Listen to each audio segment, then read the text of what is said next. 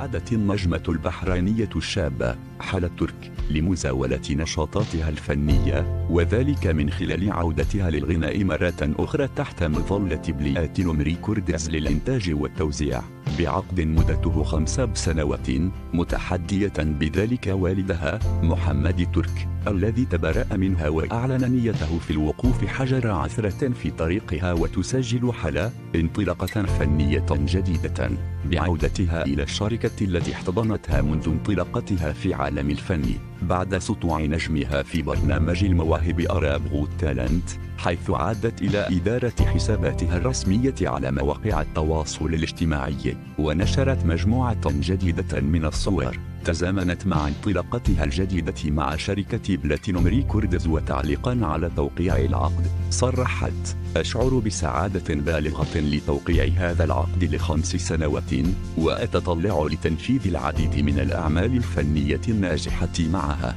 ونشير أن حلا ترك وبعد معركة قضائية مع والدها عادت إلى حضن والدتها وجدتها اللتان تعملن مع شركة الإنتاج على حمايتها والوقوف إلى جانبها لإكمال مشوار نجوميتها.